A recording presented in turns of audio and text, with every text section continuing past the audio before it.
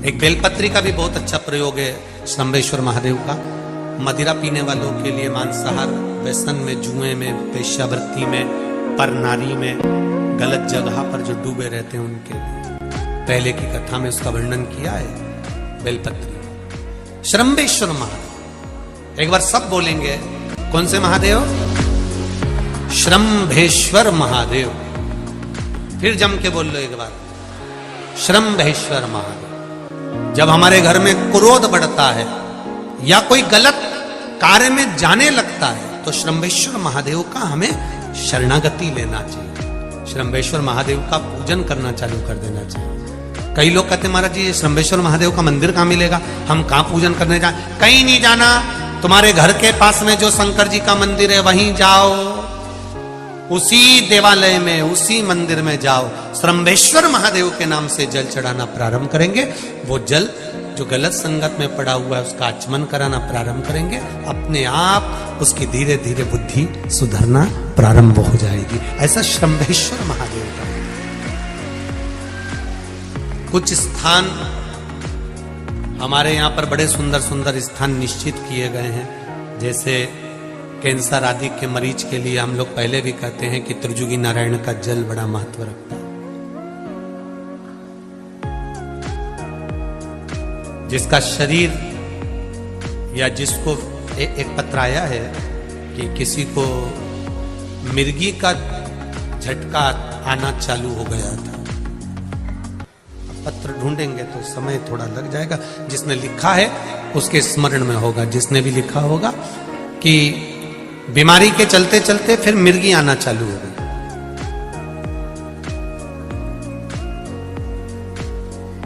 जिसने भी लिखा है वो दोनों हाथ एक बार हिला देना, जिसके लिए भी लिखा हुआ वो इतना ध्यान नहीं आ रहा। तो उनको मिर्गी का झटका आना प्रारंभ हुआ। अब मिर्गी का झटका आना प्रारंभ हुआ,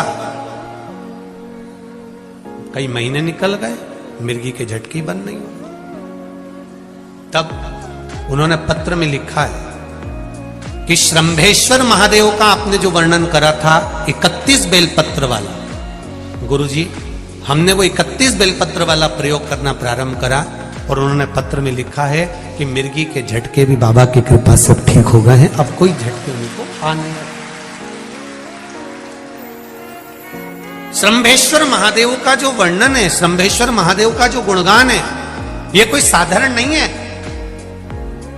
शिव महापुराण में भागवत के प्रहलाद चरित्र को लाकर रखा गया है केवल श्रम्भेश्वर महादेव के प्रागट्य के लिए। ऐसा श्रम्भेश्वर महादेव का गुण। एक बार फिर आप लोग भूल ना जाओ, उसके लिए एक बार फिर से बोल लो, कौन से महादेव? श्रम्भेश्वर महादेव।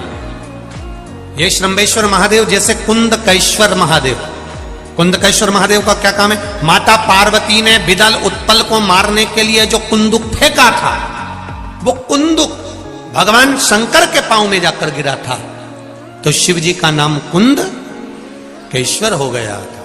जब हमारे यहाँ कोई दवाई नहीं लगती शरीर में, कोई कैंसर जैसा रोग हो गया, किडनी लीवर का रोग हो गया या बीपी शुगर का रोग हो गया, शुगर लेवल में नहीं आ रही है, तो आप शंकर जी पे से जो बेलपत्र ला रहे हो कुंदकेश्वर महादेव के नाम से लाओ।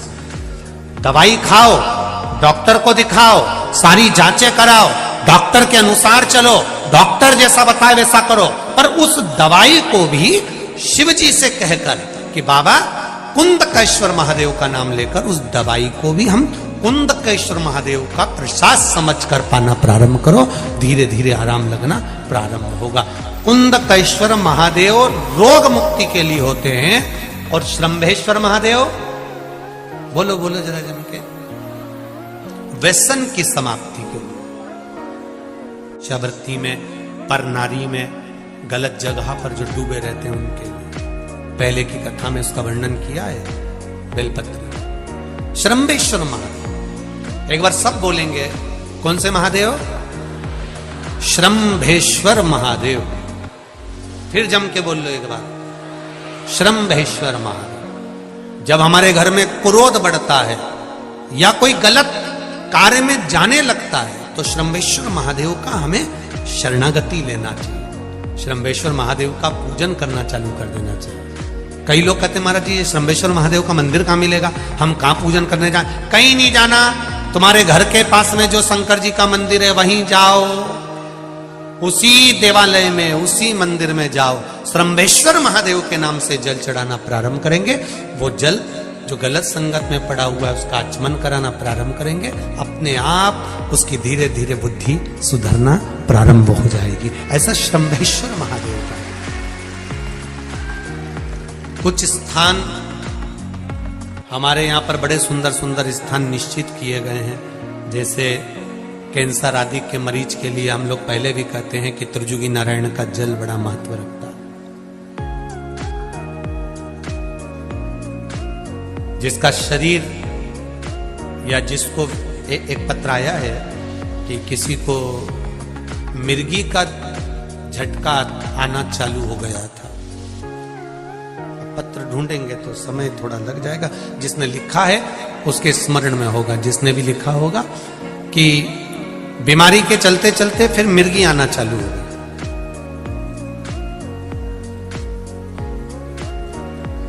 जिसने भी लिखा है वो दोनों हाथ एक बार हिला देना, जिसके लिए भी लिखा हुआ वो इतना ध्यान नहीं आ रहा। तो उनको मिर्गी का झटका आना प्रारंभ हुआ। अब मिर्गी का झटका आना प्रारंभ हुआ, कई महीने निकल गए, मिर्गी के झटके बंद नहीं हुए। तब उन्होंने पत्र में लिखा है कि श्रम्भेश्वर महादेव का आपने जो वर्णन करा था 31 बेलपत्र वाला, गुरुजी हमने वो 31 बेलपत्र वाला प्रयोग करना प्रारंभ करा और उन्होंने पत्र में लिखा है कि मिर्गी के झटके भी बाबा की कृपा से ठीक हो गए हैं, अब कोई झटके उनको आ नहीं।